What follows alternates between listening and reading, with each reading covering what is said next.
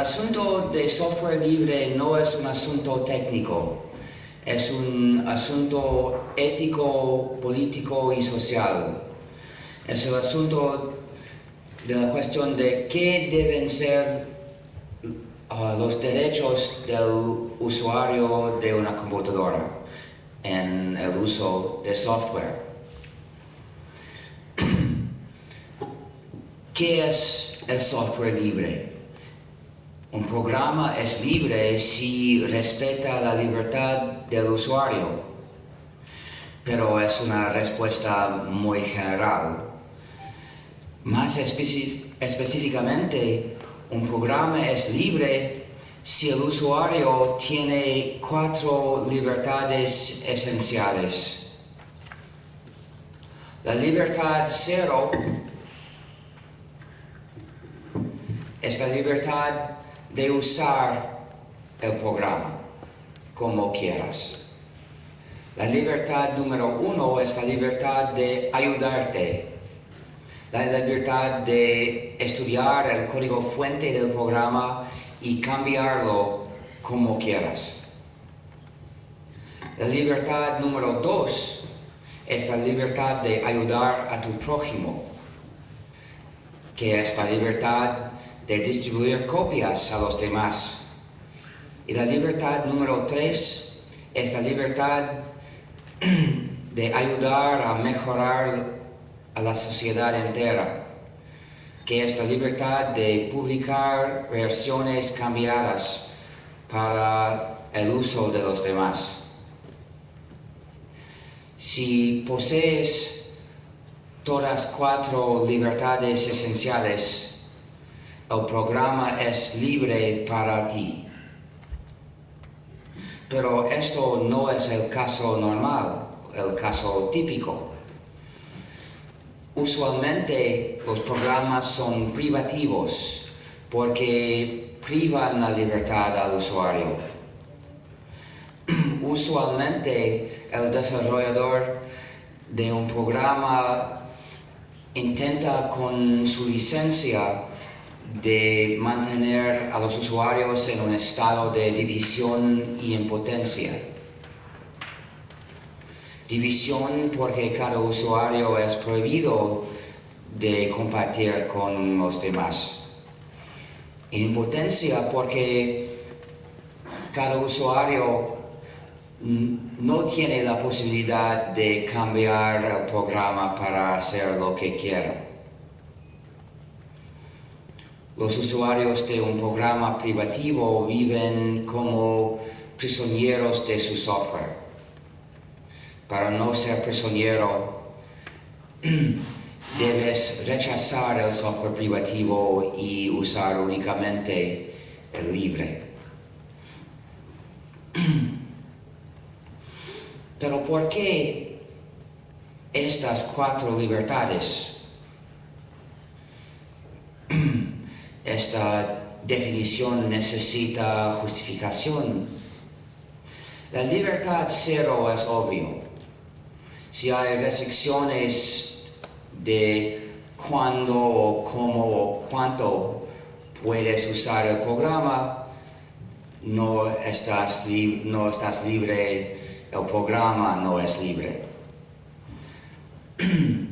Pero la libertad 1 no basta para, la libertad 0 no basta para tener el control de tu propia computadora, porque solo es la libertad de hacer lo que ya haga el programa.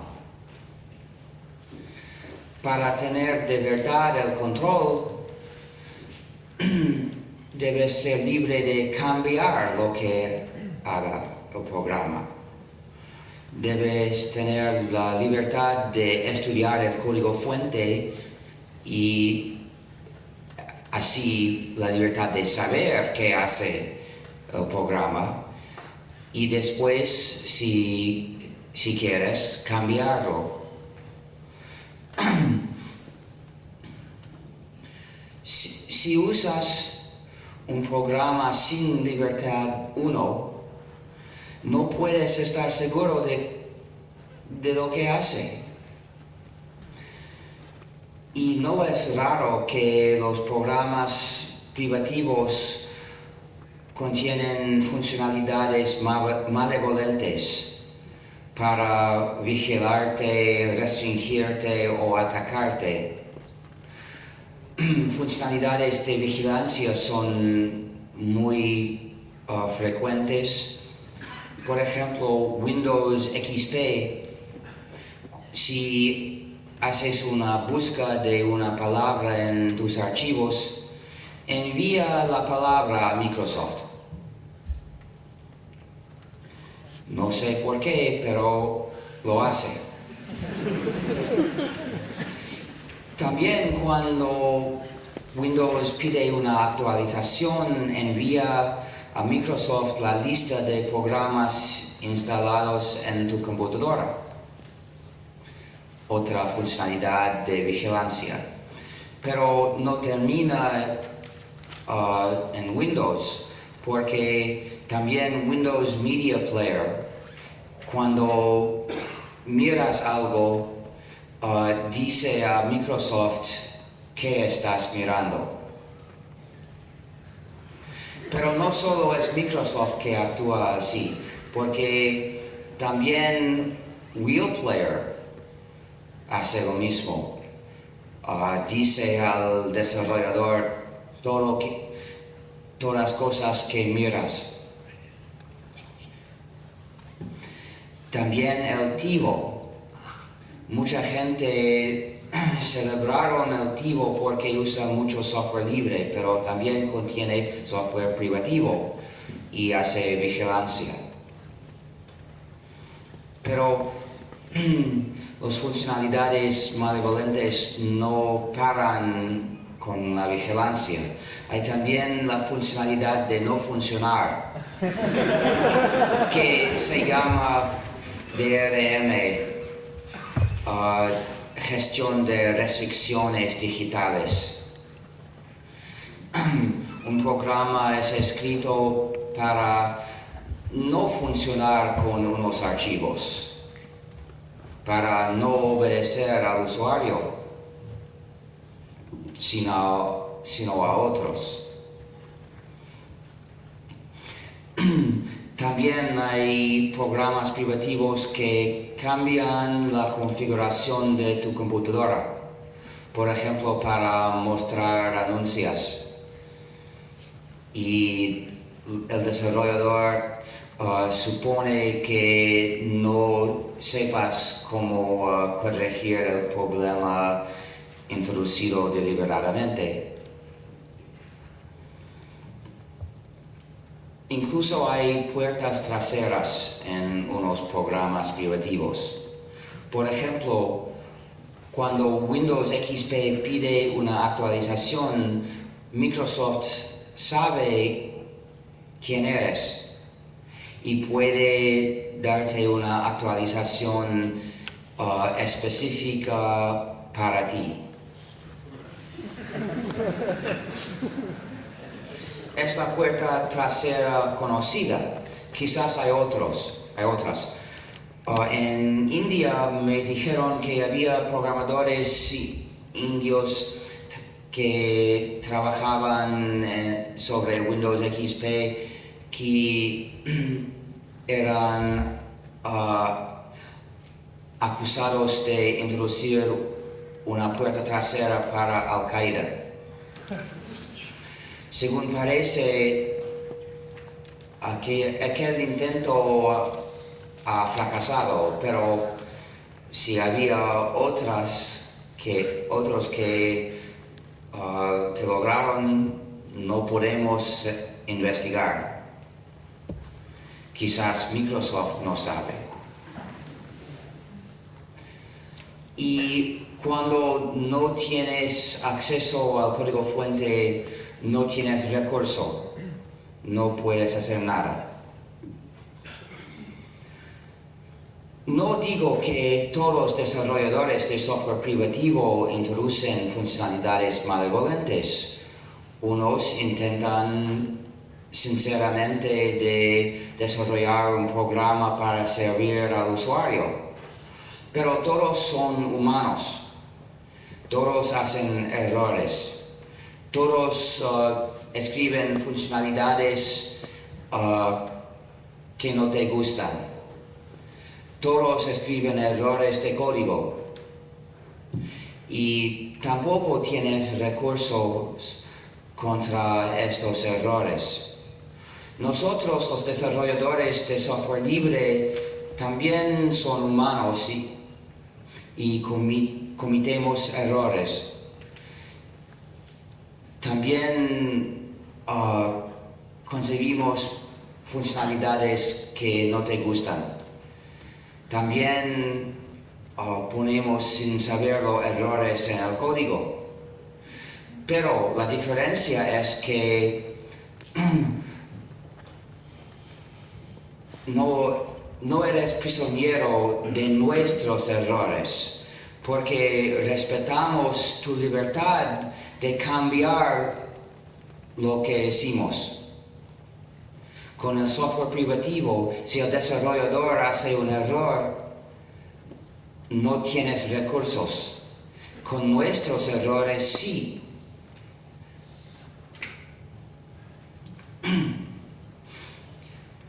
Pero la libertad no basta, porque así puedes personalmente estudiar el código fuente y cambiarlo. Pero esta libertad, aunque sea útil, no basta. ¿Por qué? Porque hay millones de usuarios de computadoras que no saben programar. Para ellos, la libertad de hacer personalmente cambios en el software no es útil. Tampoco para programadores basta la libertad porque hay demasiado software, incluso hay demasiado software libre que una persona estudie todo, comprenda todo y haga todos cambios que desea. Para tener de verdad el control sobre nuestras computadoras, debemos hacerlo juntos. Debemos trabajar colectivamente, debemos hacer una comunidad y ayudarnos.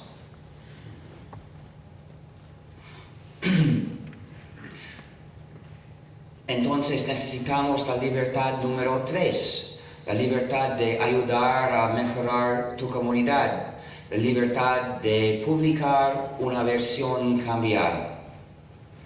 Así, un programador puede hacer un cambio y publicar su versión, y otro programador puede comenzar con su versión, hacer otro cambio más y publicar otra versión. Y así, juntos podemos hacer progreso. Si hay 1 millón de usuarios que desean un cambio en un programa libre, por casualidad habrá quizás 10,000 entre ellos que saben programar. Y un día, unos entre ellos habrán el cambio y pueden publicar su versión para el uso de los demás. Y todo el millón de usuarios entonces pueden usarlo, incluso sin se haber conocido entre ellos. Solo deben ver la versión cambiada y ver que unos dicen que es bueno y pueden descargarla y usarla.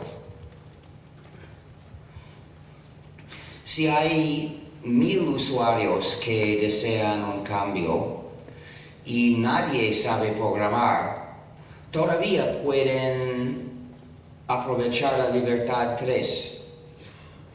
Porque pueden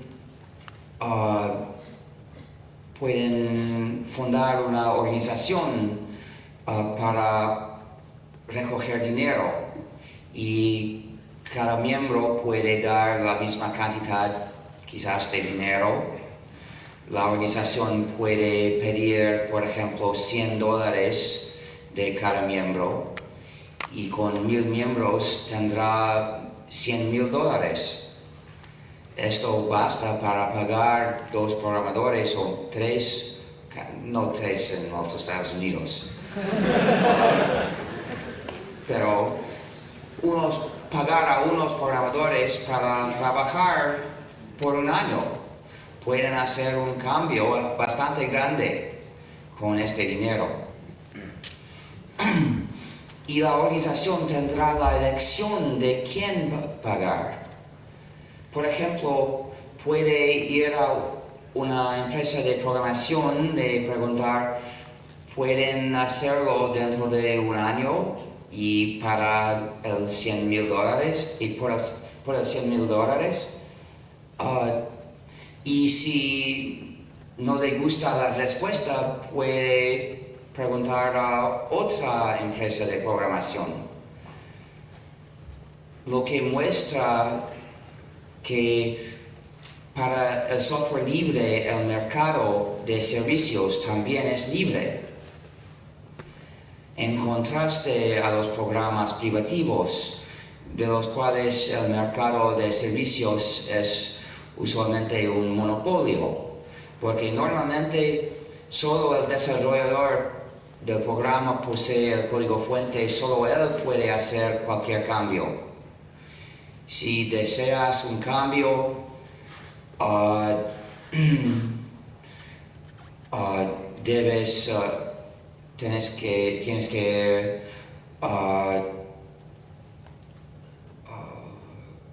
rogarle. A veces los desarrolladores dicen, páguenos para darnos un problema. Y si lo haces, después dirán, en 6 meses habrá una versión nueva, compre la versión nueva y podrá ver si habríamos corregido el error y qué errores nuevos hay. Y tu elección será entre los errores antiguos y los errores.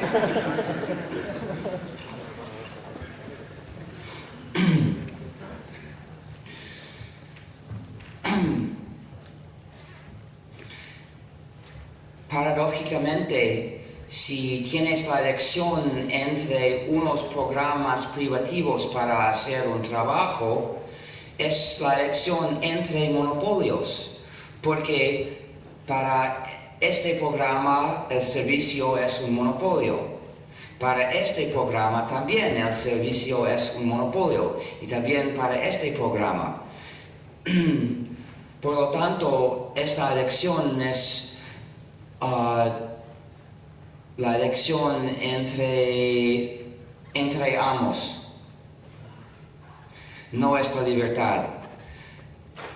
La libertad es más grande que una elección entre unas opciones. La libertad no es la elección de amo, es no tener amo.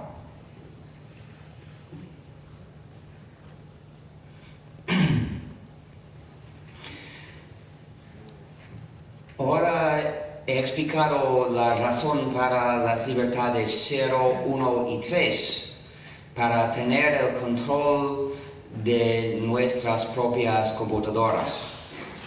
La libertad 0 es otra cosa. Se necesita para razones éticas fundamentales.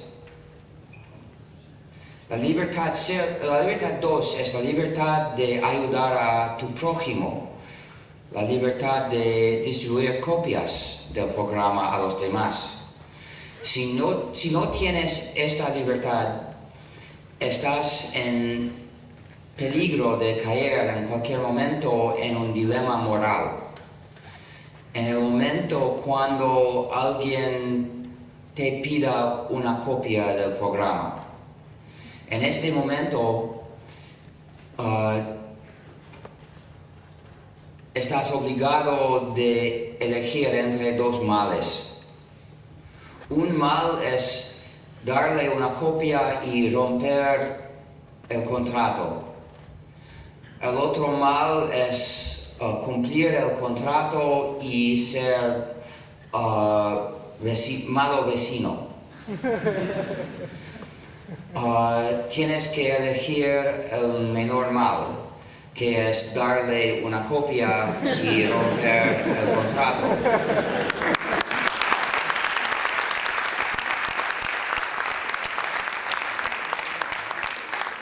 ¿Por qué es esto el menor mal? Porque romper las relaciones sociales, estropearlas, es peor que no obedecer a alguien.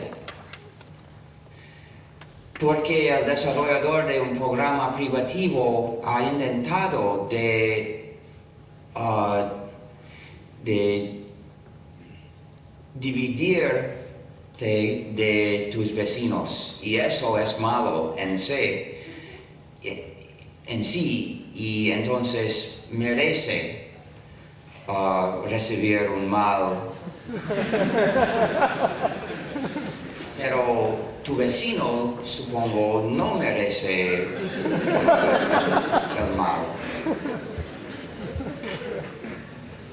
Pero, habiendo comprendido la situación, las consecuencias de usar un tal programa, lo que debes hacer es no usarlo. Si usarlo es entrar en el camino hasta un dilema moral, lo que debes hacer es no comenzar el camino, no aceptar el programa Sin Libertad 2, rechazarlo. Una vez John Perry Barlow estaba haciendo una charla y pido a la asistencia,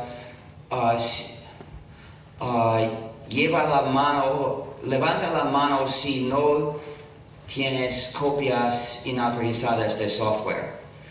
Y solo una persona en la asistencia levantó la mano, era yo.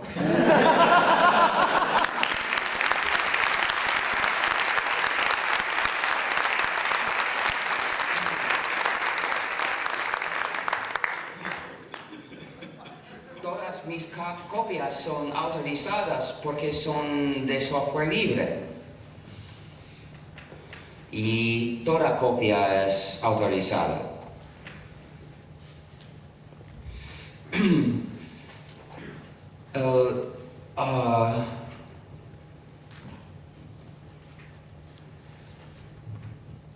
El recurso más esencial de cualquier sociedad es el espíritu de buena voluntad, el espíritu de ayudar a los demás, de cooperación. Y el nivel de este espíritu hace la diferencia entre una sociedad vivible y la selva. Entonces, las instituciones sociales desde hace mucho tiempo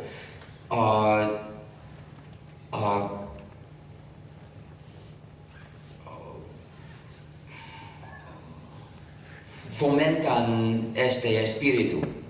No es por casualidad que las religiones mayores del mundo desde hace millares de años promueven el espíritu de buena voluntad, de ayudar a tu prójimo.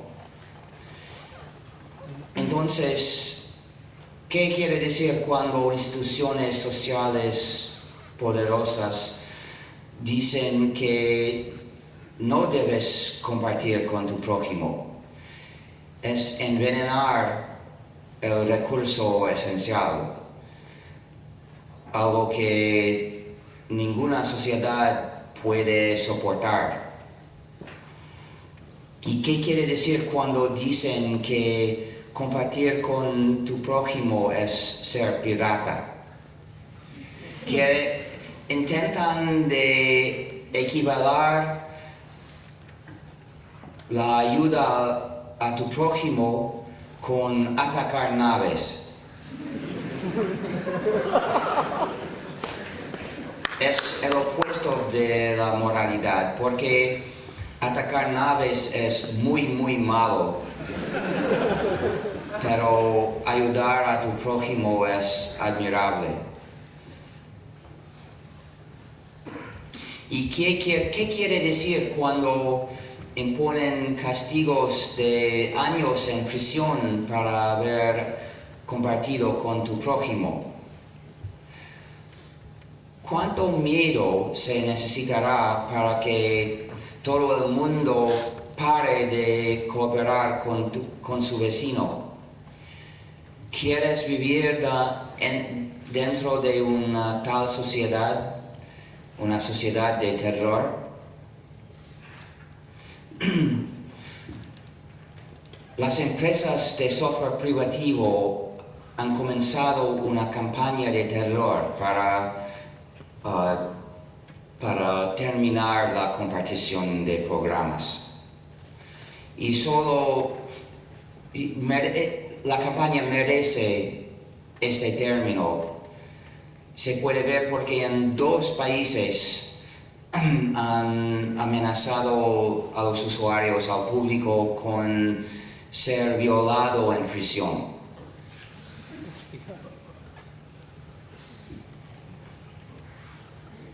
Pienso que debemos poner fin a la campaña de terror y en lugar de castigar la cooperación debemos fomentar la cooperación.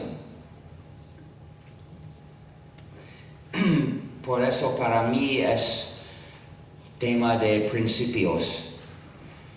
Si alguien me ofrece un programa bajo condición de que no pueda compartirlo con ustedes, debo rechazarlo.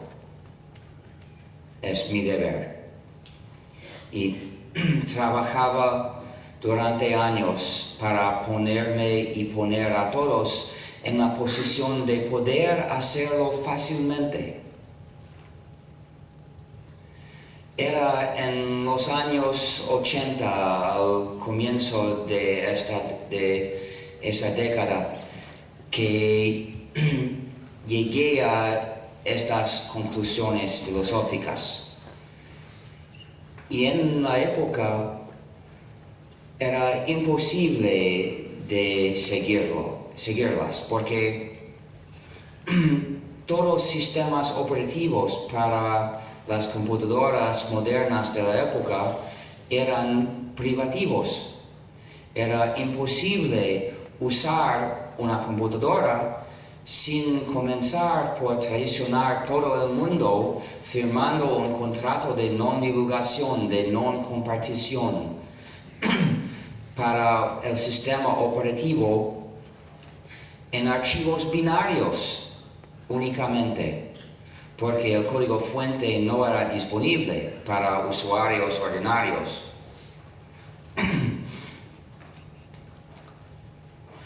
El mero uso de una computadora exigía una vida no ética.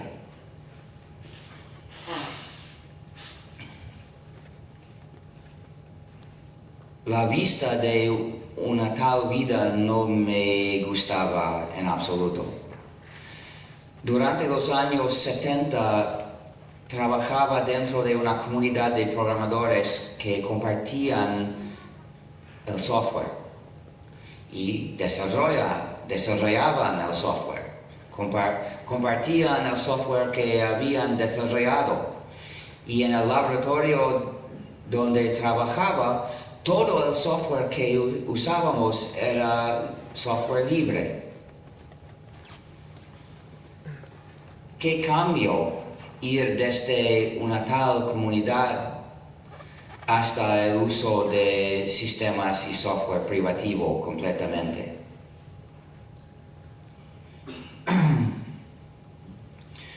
Pero no tenía más la opción de continuar dentro de la comunidad porque la comunidad ya se murió. No había más la comunidad. Y el software que habían compartido ya era obsoleto.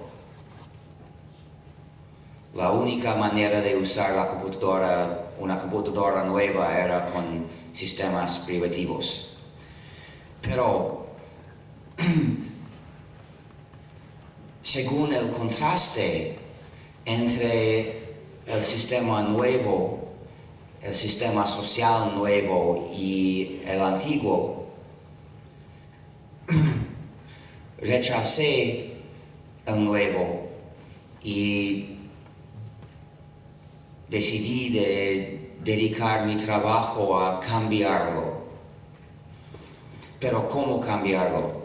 Era una persona. No podía cambiar leyes. No podía convencer a las empresas que cambien su política. Pero sí sabía escribir programas. Mi trabajo era escribir programas de sistemas operativos. Y por desarrollar un sistema operativo nuevo y liberarlo de manera que todos los usuarios puedan usarlo en libertad, podía cambiar la situación.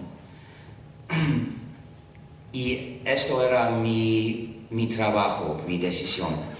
En 83 hice una anuncio en el internet, o en el web, no era el web, en NetNews, para reclutar gente para el trabajo, diciendo que iba a desarrollar un sistema operativo que se llamaba y se llama New, compatible con Unix, que sería completamente libre. Y aquí era la meta de desarrollarlo. Es el único sistema operativo no desarrollado para fines técnicos, sino para el fin de la libertad y de la comunidad.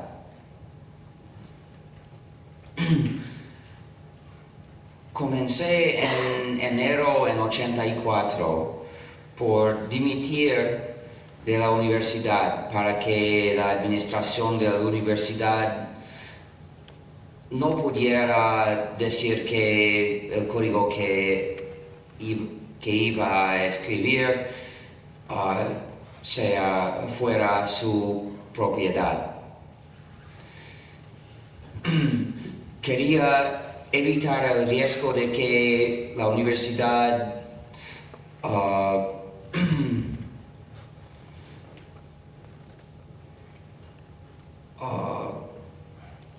pusiera mi código en productos privativos.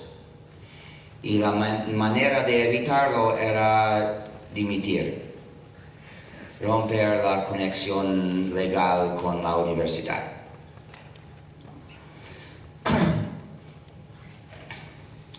Durante los años 80, el trabajo del proyecto New era escribir muchos programas porque un sistema tipo Unix contiene muchos componentes que deben funcionar juntos.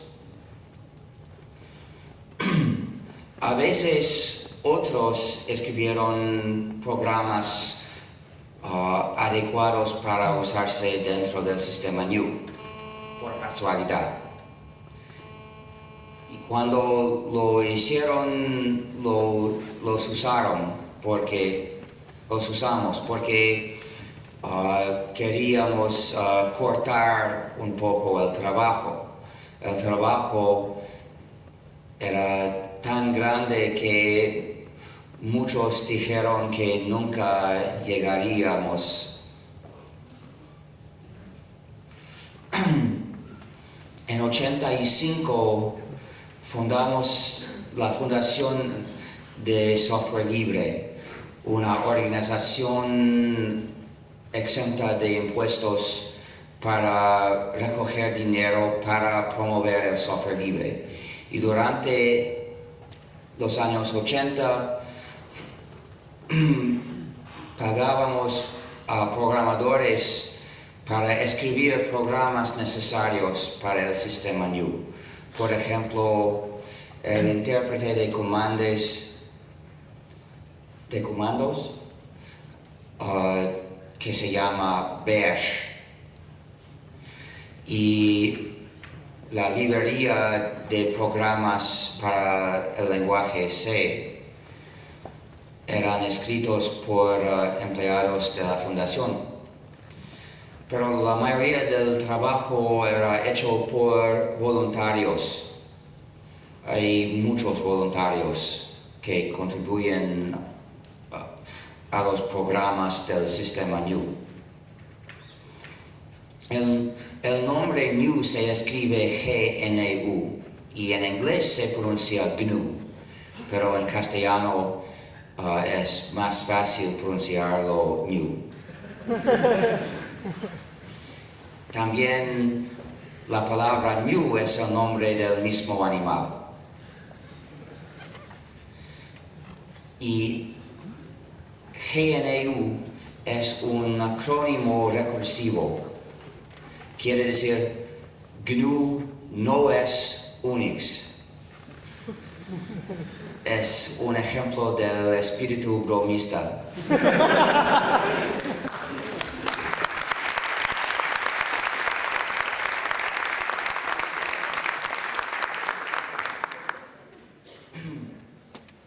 Esta palabra inglesa se usa para muchos juegos de palabras porque según el diccionario se pronuncia new, que también quiere decir nuevo. Por ejemplo, muchos años antes del sistema new, a veces unos preguntaban, "What's new?" o "What's GNU?" en lugar de "What's new?". No es un juego de palabras muy bueno, pero añadió un sentido de broma a la palabra GNU. También hay una canción bromista basada en la palabra GNU.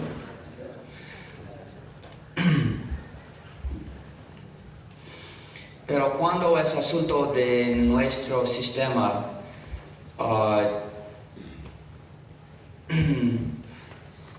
no la pronuncia new porque es confundiente.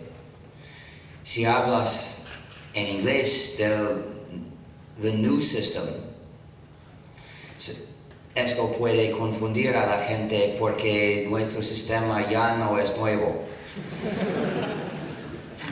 Estamos construyéndolo desde hace 20 años, pero sí siempre se llama GNU o New en castellano, y siempre se llamará así, aunque mucha gente lo llame Linux erróneamente. Este error se hizo en los años 90.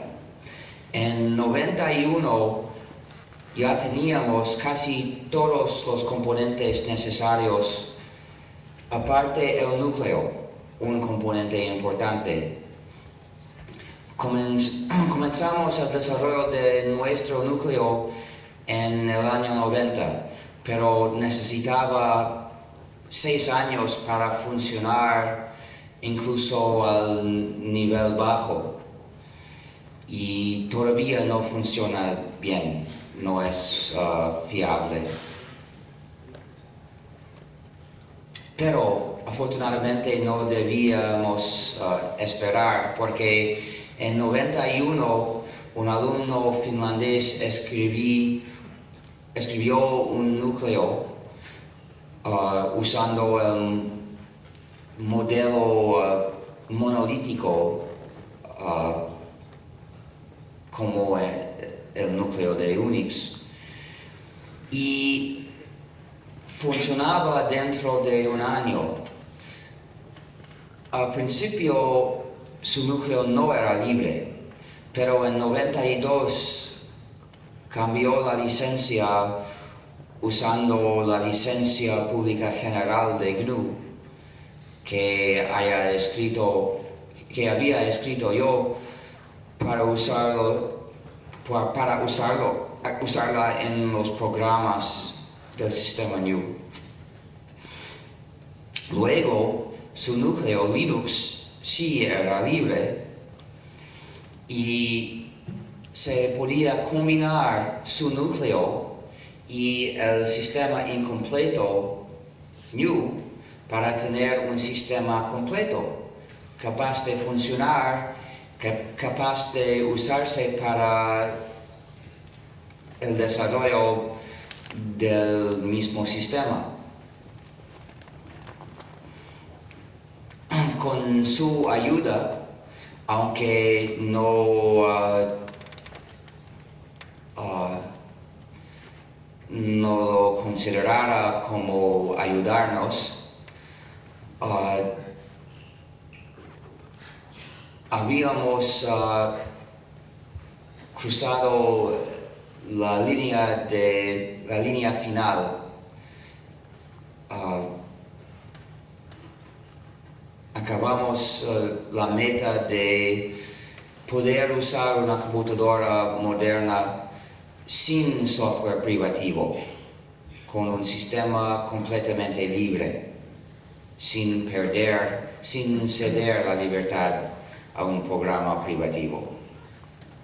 Pero al mismo tiempo, los que desarrollaban la combinación de GNU y Linux hicieron el error de llamar todo como Linux, y otros después aprendieron el error de ellos. Entonces, es así que hoy en día, frecuentemente cuando es asunto del sistema GNU, los artículos dicen Linux, y no es posible leyendo artículos saber si es asunto del núcleo, que es de verdad Linux, o del sistema completo usable, que es más GNU que Linux. Para educar a la gente, os ruego llamar el sistema completo usable GNU con Linux. Así podéis reconocernos y reconocer a Linus Torvalds al mismo tiempo. La visión de un sistema libre viene del proyecto GNU, y es importante que la gente lo sepa, porque se sabe que Linus Torvalds hizo su trabajo para divertirse, y no es mala razón para hacer un trabajo útil para la sociedad. El motivo de divertirse es uno de los motivos más importantes para el desarrollo de software libre.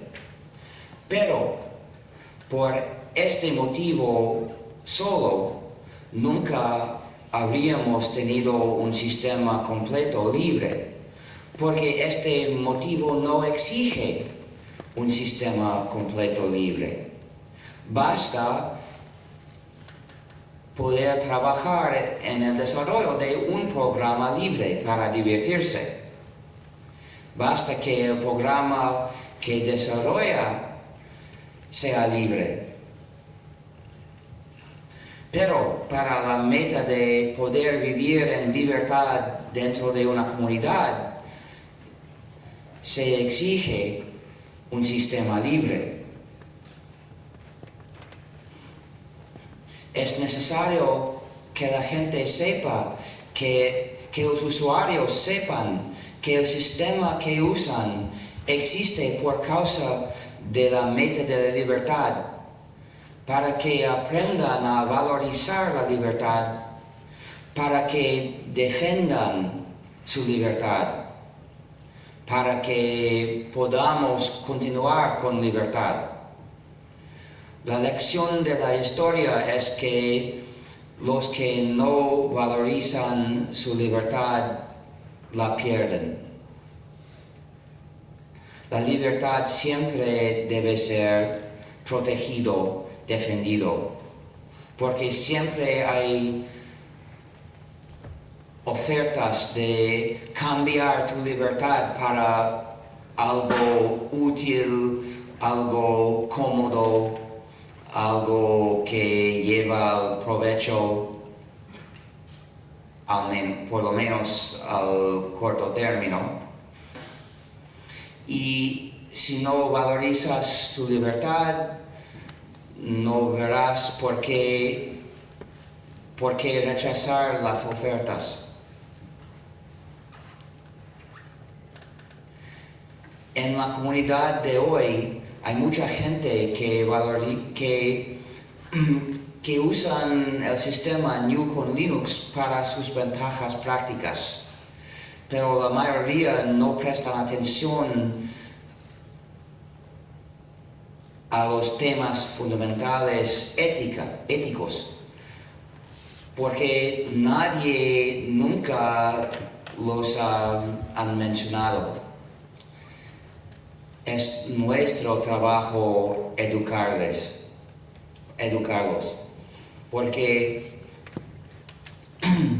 si hay mucha gente usando el sistema sin comprender el porqué, pueden fácilmente dejarlo para otro sistema privativo cuando haya uno mejor en sentido técnico que el nuestro. Pero los que juzgan la elección en términos de la ética, en términos sociales, no percibirán como mejor un sistema privativo.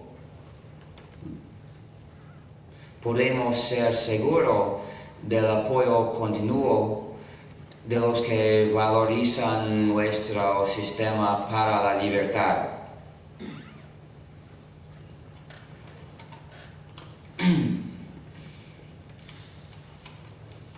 Las escuelas tienen razones especiales para usar únicamente el software libre. Hay 4 razones para las escuelas. La razón la más superficial es para economizar dinero, para no deber pagar para permiso de continuar. Esta razón es obvia y a veces las empresas de software privativo dan copias gratuitas a las escuelas para anular esta razón, pero las otras razones más profundas bastan. La segunda razón es para formar adultos acostumbrados al uso de software libre, porque si las empresas de software privativo dan copias gratuitas a las escuelas, no las dan a los alumnos después de salir de la escuela. para dirigir a la sociedad camino a la independencia. Las escuelas deben formar a sus alumnos como usuarios de software libre. La tercera razón más profunda es para la educación. Cuando los alumnos llegan a la edad de 15 años o 16 años, unos quieren aprender todo del funcionamiento de la computadora y del sistema. Si usan programas, quieren saber cómo funcionan. Pero si los programas son privativos, el profesor debe contestar: no puedo decirte nada, no sé cómo funciona, no puedes saber cómo funciona, es secreto. Y la educación permite hacerlo. La escuela puede tener clases de escribir cambios en programas grandes, porque el principiante con mucho talento natural aún no puede escribir buenos programas grandes, pero sí puede escribir pequeños cambios, pequeñas mejoraciones en programas grandes. Y es así que aprende a escribir programas grandes, buenos, porque se debe aprender qué es comprensible y qué no es en un programa. Cuando lee algo que es difícil de comprender, aprende que no se debe escribir programas así.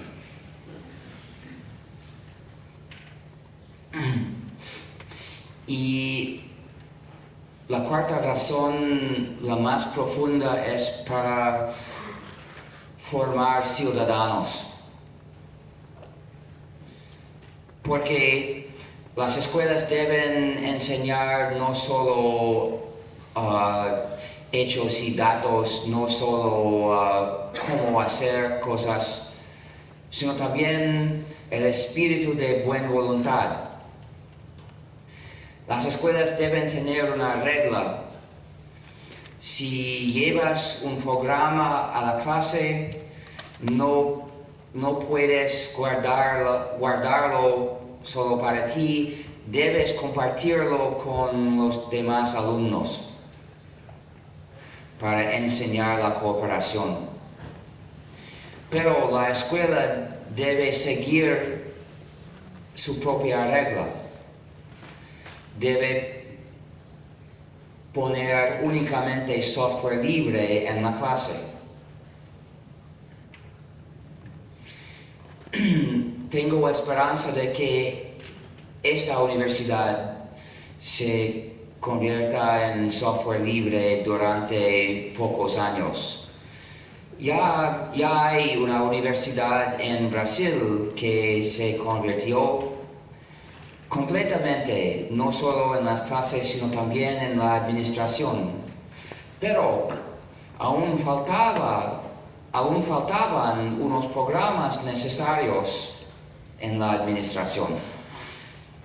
Por lo tanto, la universidad lanzó un grupo de desarrollo de programas libres para hacer los trabajos necesarios. Y pagaban los programadores del grupo con el dinero economizado por no pagar licencias. Así,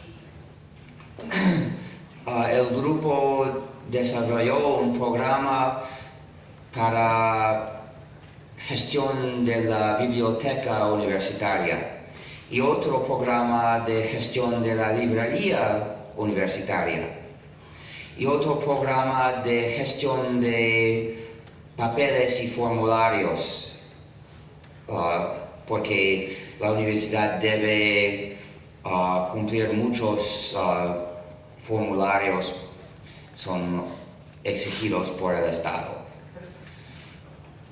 Y otras cosas también. Y la administración está contenta. Quizás se puede hacer aquí. Puedo ponerles en contacto con el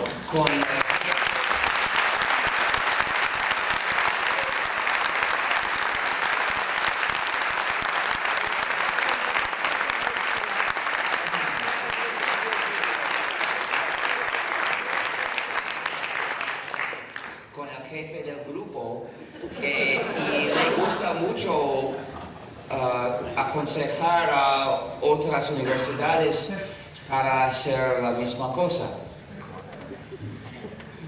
Pero no lo dejes a la administración. Tienes que hacer una presión constante para el cambio hasta la libertad. Un programa privativo es un mal social. Se debe explicar a la gente. Puedes ayudarme en hacerlo. No basto para hacer este trabajo yo. Juntos podemos hacerlo.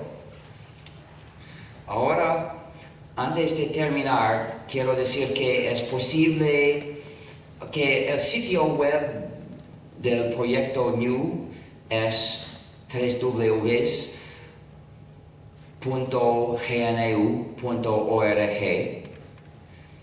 que también hay una fundación de software libre de Europa que tiene su sitio FSF Europe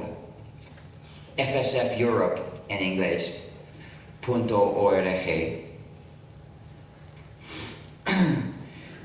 Quiero decir que es muy importante. Debo decir algo referente al peligro de las patentes de informática. Son patentes sobre ideas de computación y son peligrosos para los desarrolladores de software, para todo desarrollador de software, porque para escribir un programa grande se necesita combinar muchas ideas. En tu programa de procesamiento de textos puedes ver cientos de funcionalidades. Cada funcionalidad contiene por lo menos una idea, quizás unas ideas juntas. Por lo tanto, el programa contiene 1000 ideas o más. Si cada idea puede ser patentada, es muy difícil poder combinarlas todas sin ser procesada. Y ahora la Unión Europea está decidiendo de tener o no tener patentes de computación. El Parlamento Europeo, la porción democrática del gobierno de la Unión Europea, ha votado en septiembre contra las patentes de ideas de software. Pero el Consejo de Ministros acaba de cambiar todo que hizo el Parlamento. Pero había algo malo en el voto. Por ejemplo, en unos países el representante no seguía las instrucciones o dijo mentiras al gobierno o algo parecido. Y hace unos días el Parlamento de Holanda votó para instruir su ministro a cambiar el voto del país. Estamos trabajando en otros países también, y es posible que ganemos en el Consejo de Ministros para sostener la decisión del Parlamento.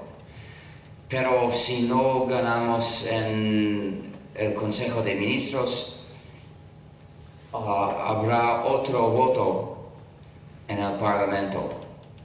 Debemos, por lo tanto, convencer a los miembros nuevos del Parlamento que voten como el Parlamento antiguo.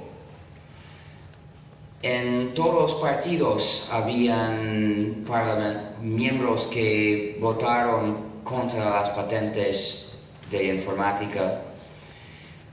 Lo que podemos hacer es poner cada miembro en contacto con los de su partido que han votado contra, para que ellos explican a los nuevos por qué hacerlo. Necesitamos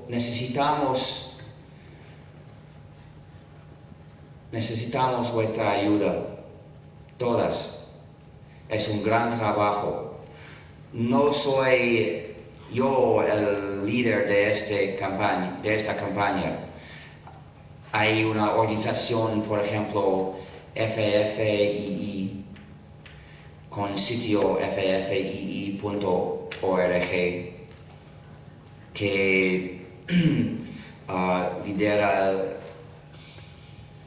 la campaña, y es muy útil mirar su sitio para aprender cómo actuar.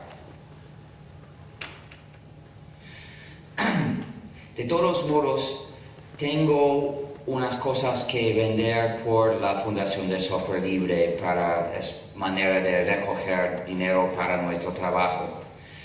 Si quieres comprar algo, puedes venir, puedes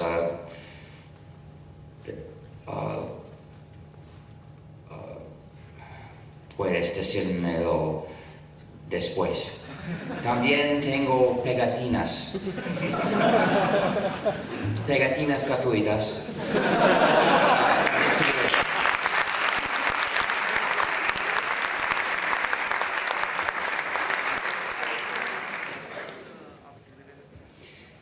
Las pegatinas tienen un ñu y un pingüino, ambos volando.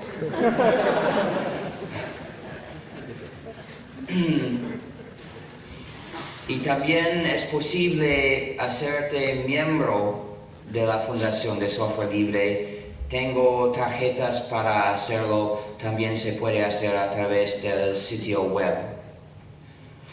Y para terminar, quiero mostraros mi otra identidad. A veces la gente me acusa de tener una actitud de más santo. Tengo esperanza de que no sea verdad, porque no ataco a nadie solo por no tener una posición tan fuerte que la mía. Pero sí tengo una actitud santo, porque soy santo.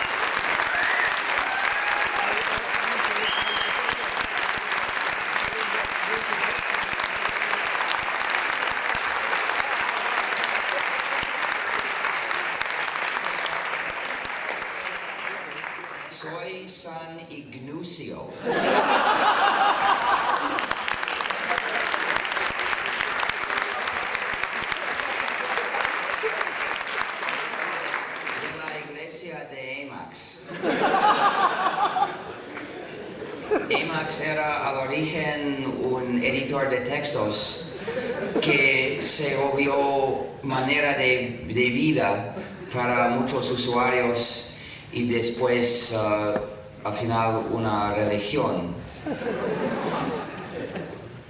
Incluso tenemos una cisma grande entre dos versiones de Emacs. Y ahora tenemos también santos, pero dioses no.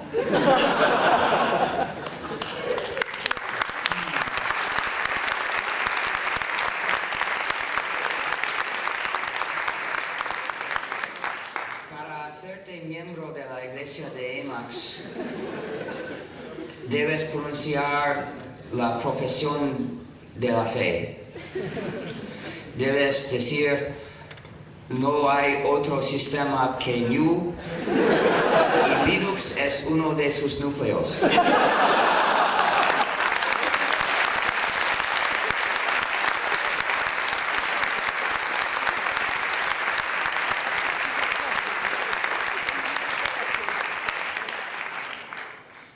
Nuestra iglesia tiene ventajas comparada a otras iglesias. Por ejemplo, ser santo en nuestra iglesia no exige el celibato. Quizás no cambia mucho para mí.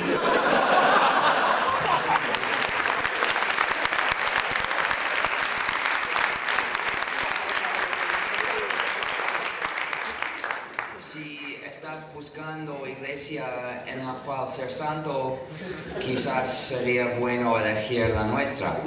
Pero ser santo en la iglesia de Emacs exige vivir una vida pura y ética.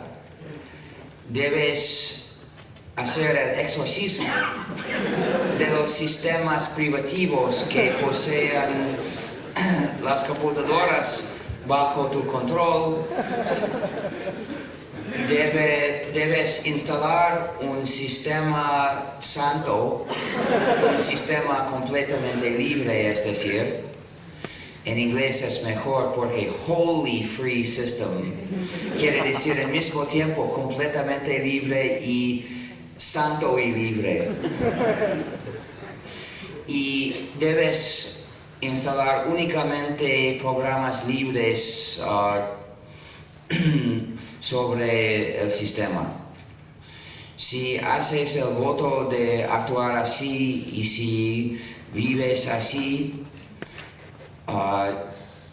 serás santo y podrás tener quizás una aureola si encuentras una. No las fabrican más. A veces me preguntan si en la iglesia de Emacs es un pecado usar el editor VI. Es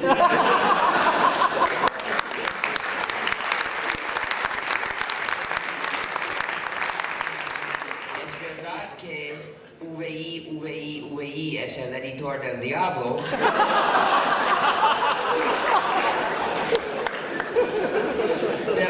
El uso de una versión libre de VI no es un pecado, es una penitencia.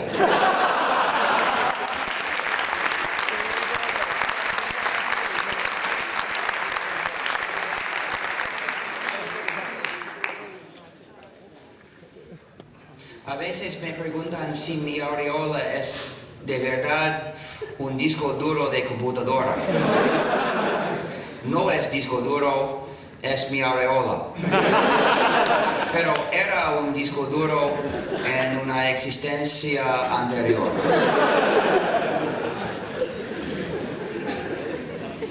Muchas gracias, bendigo tu computadora.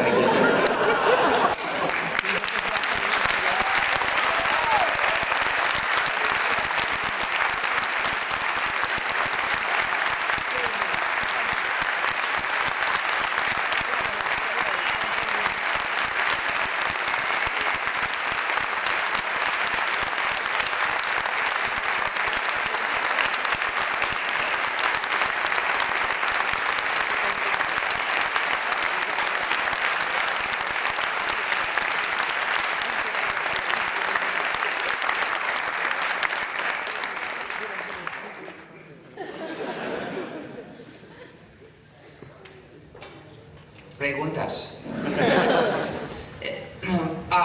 Unas cosas prácticas. Si quieres hacer una foto de mí o una foto conmigo,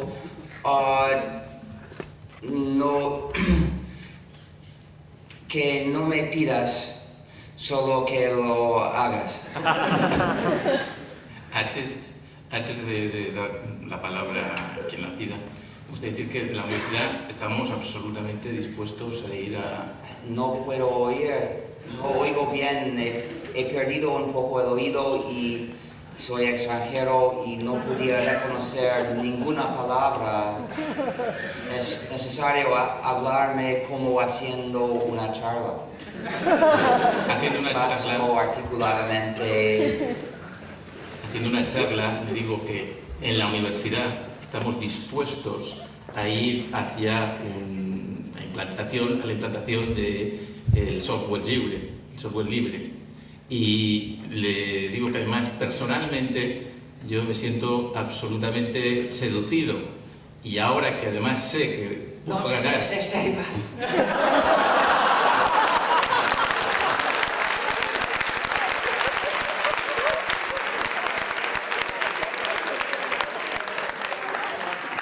Solo me interesan las mujeres.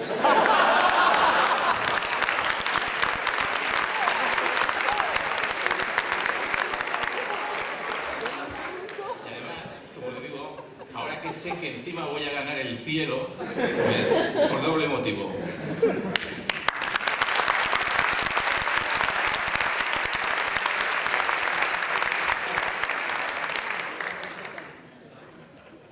¿Sí hay cualquier pregunta?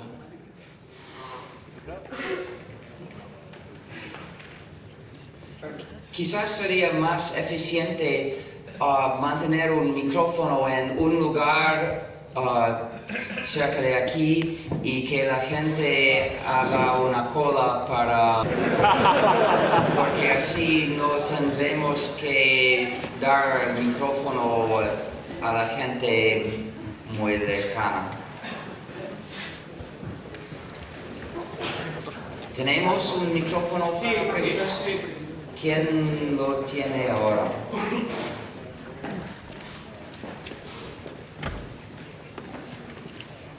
No sé qué pasa. Esperando un micrófono para los que quieran hacer las preguntas. Y los que quieran hacer las preguntas, por favor, que vengan aquí. Ya. Eso menos para ellos.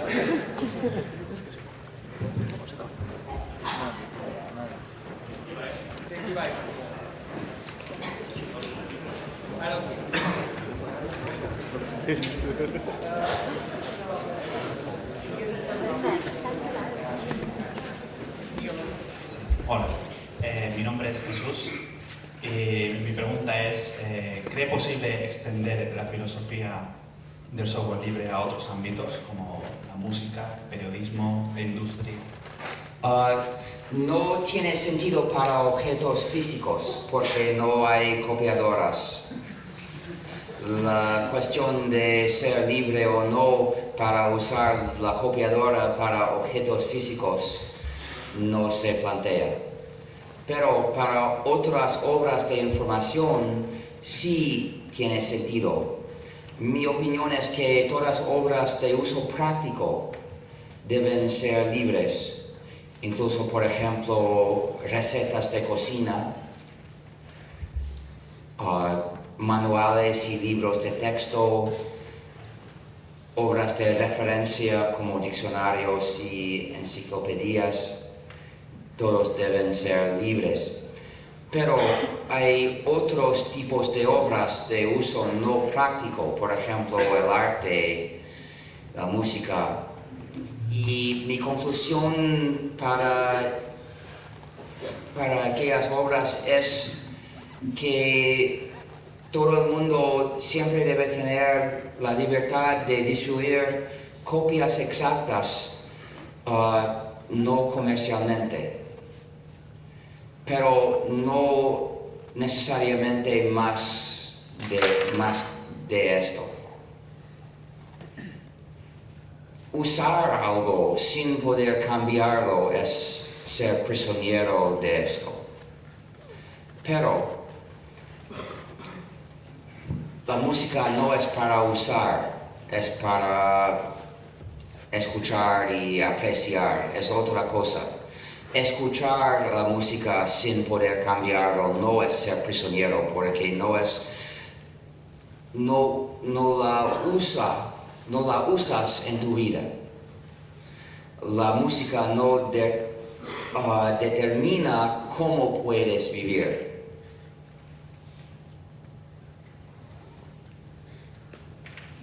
Bueno, mi nombre es Alberto. Yo quería preguntarle si estos planteamientos le han producido algún tipo de... No oigo las palabras que dice. Por favor, hábleme más despacio y articuladamente. Es difícil para mí reconocer los sonidos. Sí, perdón.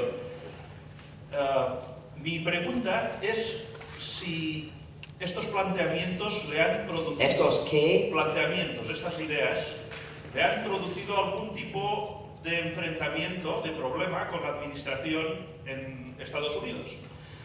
No directamente, pero el gobierno de los Estados Unidos intenta de imponer patentes de informática en todos los países. Intentaba de hacerlo en un tratado muy malo que se llama ALCA, pero Lula, el presidente de Brasil, rechazó el intento. Ahora los Estados Unidos intentan de hacerlo en tratados bilaterales con países como Australia y Perú y otros.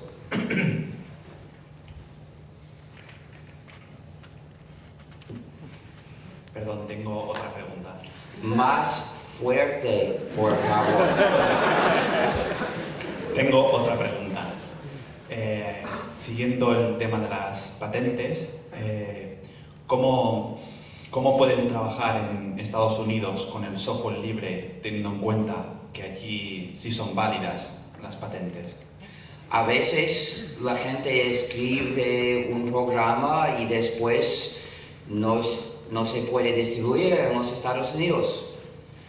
En otros países sí. El programa continúa afuera de mi país.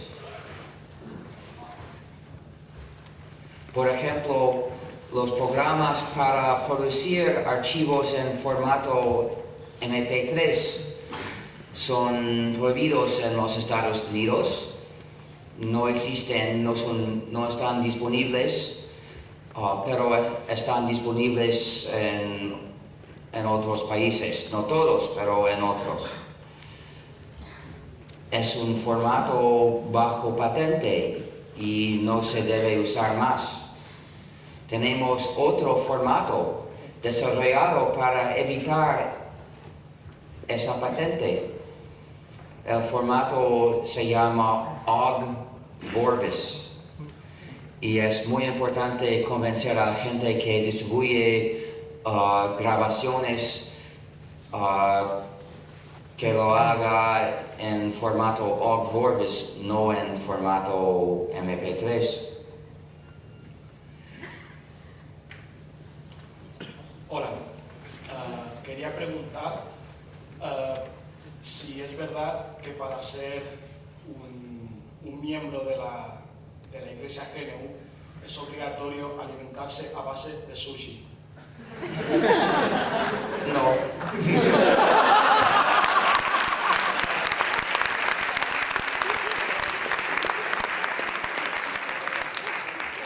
Nunca lo había oído.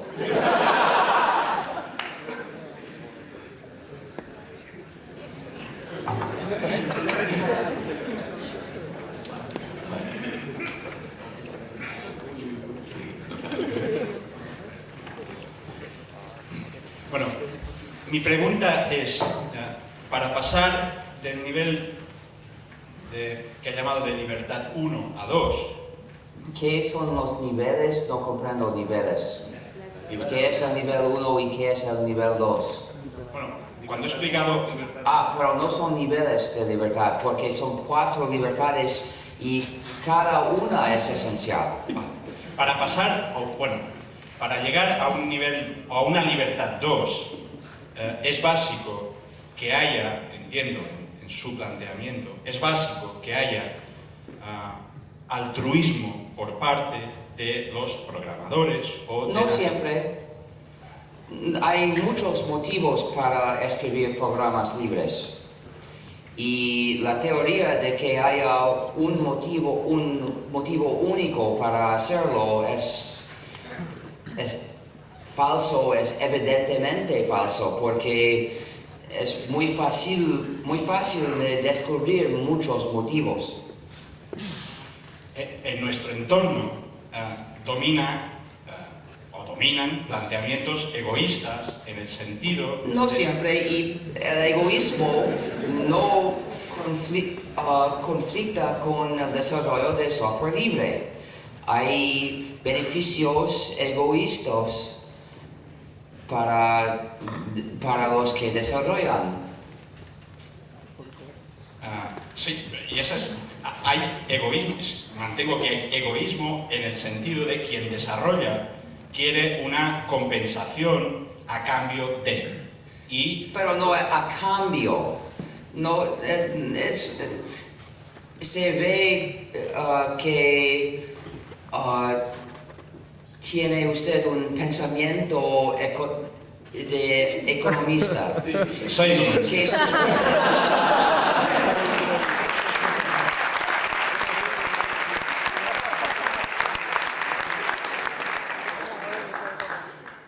Se ven suposiciones con las cuales no estoy de acuerdo. Muchas suposiciones que mucha gente suele suponer, pero yo no. Entiendo que usted no supone, yo simplemente constato que en la realidad, en nuestro entorno, lo que prevalece es un comportamiento egoísta. Y si el objetivo... Pero en mi entorno no.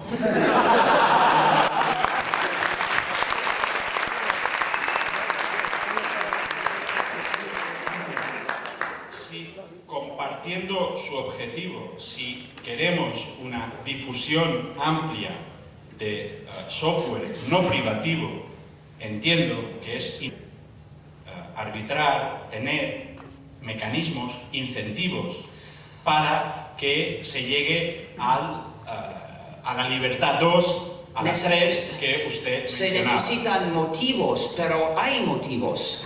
No necesariamente se necesitan incentivos. Si los motivos naturales no bastan, quizás queremos crear incentivos. Pero no veo que los motivos naturales no bastan. Quizás no. No estoy en contra a que haya motivos artificiales. Pero no quiero suponer que los necesitamos. Porque, según parece, los motivos naturales funcionan muy fuerte, motivan mucho desarrollo. Pero es verdad que los gobiernos del mundo subvencionan una gran porción del desarrollo de software mundial y pueden sin dificultad liberar el software cuyo desarrollo pagan. Y es un mecanismo para el desarrollo de software libre. Hace 5 años, el dinero de la Unión Europea era un mecanismo para hacer a las universidades desarrollar software privativo, porque para recibir una beca europea era obligatorio conseguir la participación de una empresa y usualmente las empresas dijeron solo bajo condición de que seamos después propietarios del software. Pero ahora han cambiado la política, ahora hay becas ofrecidas para software libre.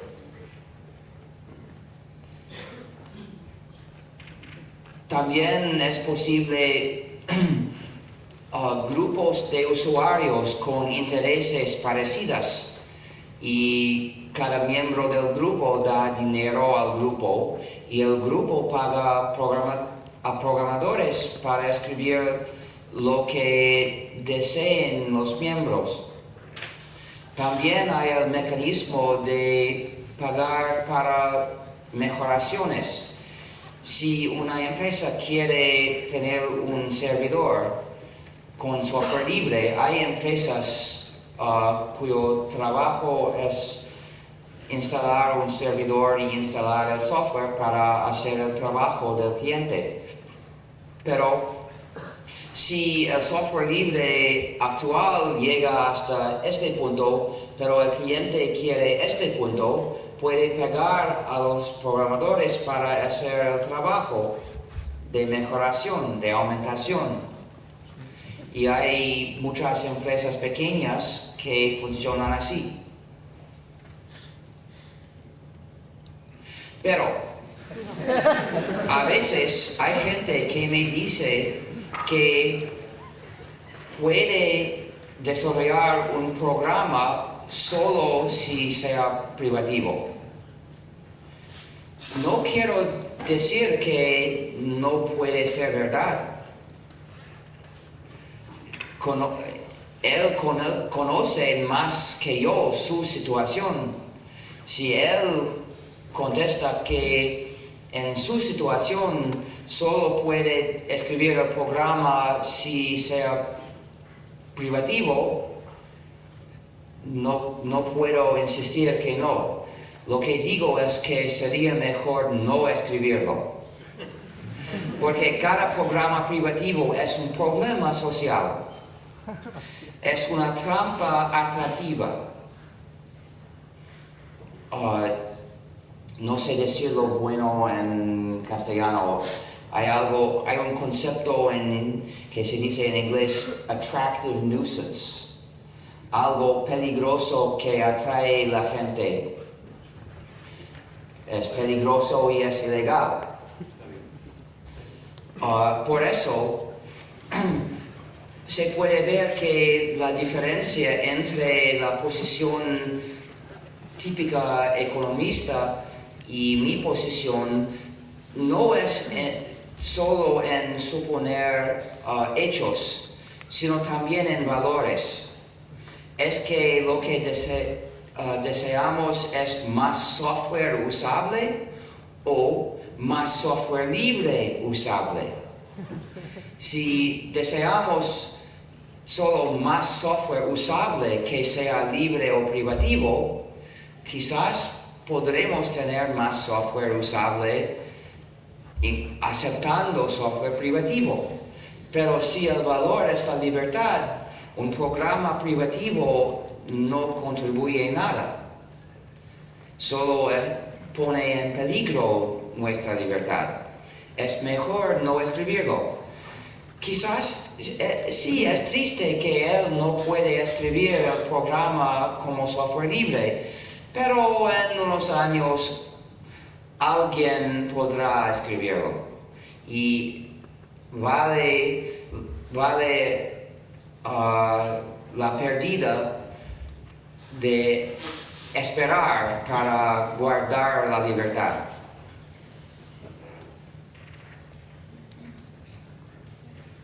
Otra pregunta. Sí. Hace poco tiempo escuché que la empresa propietaria de Unix demandó a desarrolladores de código GNU, Linux. No, ¿Cómo está? solo a IBM. Y el asunto es un contrato entre... pienso que está hablando del juicio ASCO.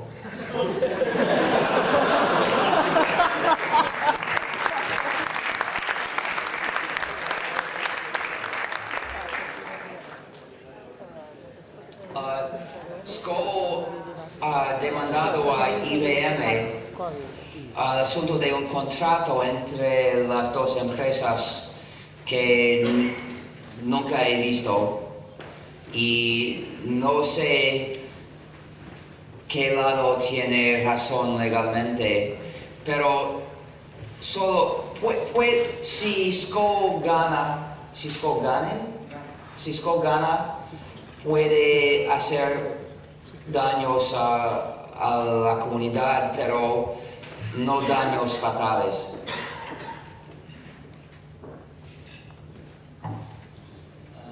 Ha dicho usted que cuando usted empezó con el movimiento de software libre, con GNU, usted estaba solo y entonces usted no tenía la capacidad de desarrollar software para sustituir los sistemas privativos. Ahora... no comprendo, ¿no tenía capacidad? Sí tenía capacidad. Escribí un programa, pues otro programa, sí. Muchos programas escribí. Correcto. Y por poco tiempo era solo. Sí, porque la anuncia era en septiembre 83 y en enero ya había un otro que escribió el preprocesor del lenguaje C. Sí, perdón, me he expresado incorrectamente. Quería decir que en un primer momento la situación era difícil porque usted no podía hacer todo un sistema operativo. No en poco tiempo.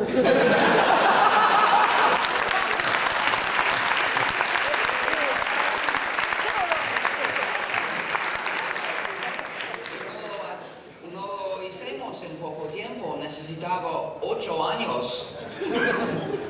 Sí, pero a eso me refería, a que en estos 8 años la situación ha cambiado bastante radicalmente y en estos momentos pues nos encontramos en que hoy en día ya hay muchas empresas que están trabajando con software libre y como usted ha explicado, muchas de ellas están obteniendo mayores beneficios gracias al rendimiento que le está dando el software libre. Entonces, ¿no cree usted que si por lo menos en algunos países conseguimos que no se aprueben las directivas de patentes? ¿Las qué? Las leyes. ¿No se aprueban? Directivas de patentes. Leyes. Leyes de patentes. Podemos esperar. No es cierto, pero sí hay empresas contra las patentes de informática. Por ejemplo, no sé su nombre, pero hay una organización de empresas pequeñas de tamaño pequeño o medio que ha votado contra las patentes y supongo que tiene influencia. Sí, lo que quería decir...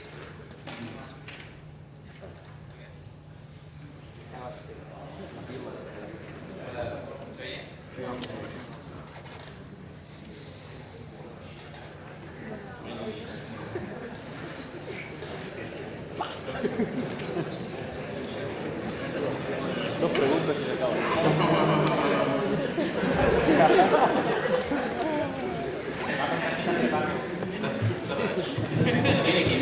Sí, hay otro micrófono aquí, se puede usar.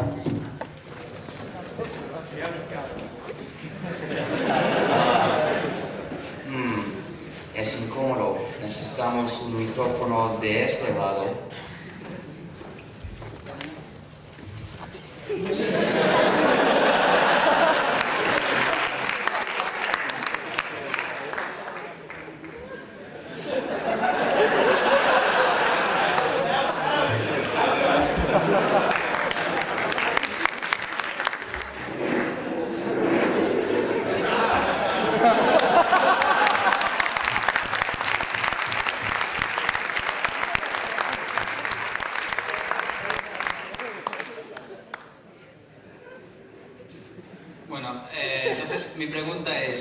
si ahora que está sucediendo todo esto, si no cree usted que el hecho de que el software libre esté funcionando tan bien para muchas empresas puede hacer que consigamos que los países como Estados Unidos, que actualmente están con leyes de patentes, etcétera, lleguen a cambiar esa política para conseguir, o mejor dicho, obligados por una mayor competitividad económica? Quizás un día, si la Unión Europea rechaza las patentes, quizás un día los Estados Unidos verán su desventaja y cambiarán, pero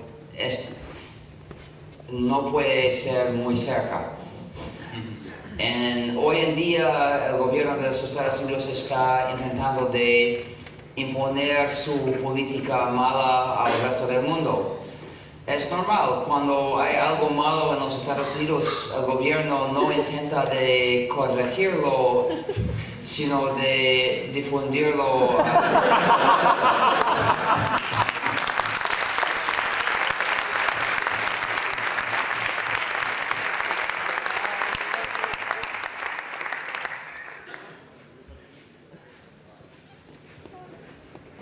Los demás pueden ir ahora para esperar por allí.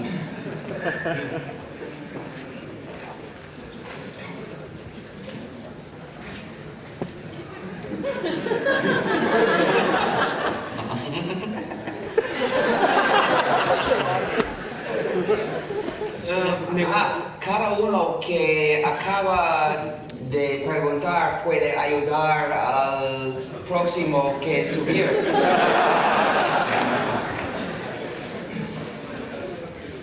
Me llamo Melchor y me gustaría saber qué opina de qué futuro tienen iniciativas como el Palladium.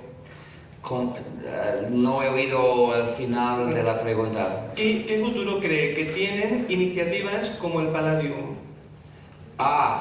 El Palladium es un ejemplo de la computación traidora. Sus desarrolladores lo llaman computación confiable. Pero, ¿qué quiere decir confiable? Quiere decir que los desarrolladores de programas aplicativos pueden confiar en tu computadora que obedezca a ellos y no a ti. Visto de tu punto de vista, de tu punto de vista, no es confiable, es traidora. En inglés, treacherous computing en lugar de trusted computing. Y defendernos contra estas iniciativas es muy difícil, porque muchos países, incluso los Estados Unidos y la Unión Europea, tienen una directiva que prohíben escribir programas para escaparnos de las restricciones. Y la idea de Palladium es añadir a la computadora algo para que cada programa pueda escribir datos, escribir archivos en formato que ningún programa independiente pueda leer. Así, si Microsoft lo usa un día en Word escribirá archivos que no se puede leer con ningún otro programa sin autorización de Microsoft. No digo que será ilegal, será imposible, técnicamente imposible, sin cambiar la máquina. Y supongo que en los Estados Unidos según la ley actual, será ilegal decir a la gente cómo hacerlo, cómo cambiar sus máquinas. Mi esperanza es que habrá un país cuyo gobierno tendrá la voluntad de contrariar estas iniciativas y autorizar y desarrollar cosas para vencerlas. No sé, solo puedo imaginar. Otra pregunta. Más despacio, por favor, no oigo bien. A veces hablo muy rápidamente porque es más cómodo para vosotros, para economizar vuestro tiempo, pero no puedo entender tan rápidamente. ¿Qué le diría a Bill Gates en un debate público? ¿Tiene una idea Bill Gates de qué? No, ¿qué le diría en un debate público a Bill Gates? No soy bueno para debates porque es muy fácil enojarme.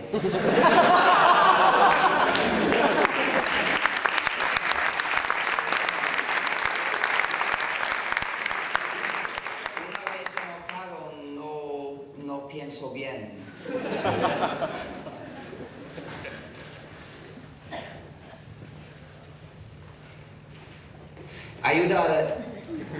Ayúdele a subir. No hace falta, tengo funciona. Sí. 3 cosas rápidas. 1. Gracias por haber dejado un futuro profesional brillante en una universidad. No oigo nada. No reconozco las palabras. Más articuladamente, por favor. Sí, perdón. Gracias por haber dejado un futuro profesional brillante en una universidad por un futuro ético que es bueno para todos. 2. Me haría ilusión escuchar palabras de apoyo de usted para los proyectos de software libre que estamos haciendo aquí, como por ejemplo... No los conozco, pero es una cosa buena desarrollar el software libre. ¿Y la tercera?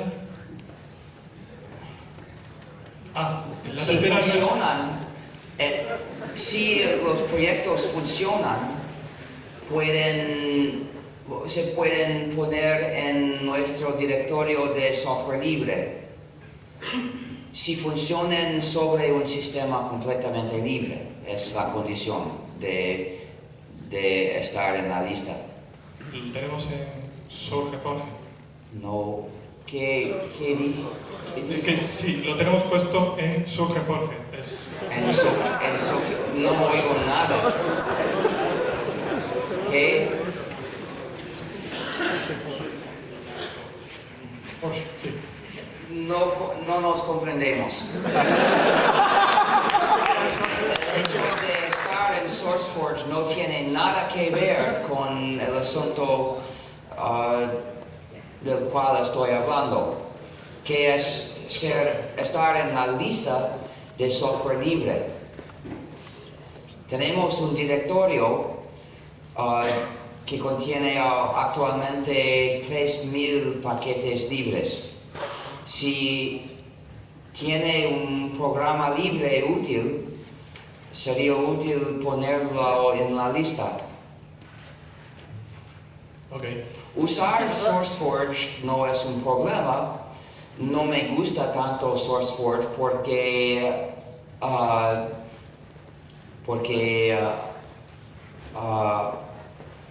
aloja también programas no libres. Y hace unos años el código de SourceForge era libre, pero ahora no. Y la tercera rápida. No he oído nada. Más articuladamente, por favor. la tercera rápida, que más que para usted es para el público. Veo que somos muchos.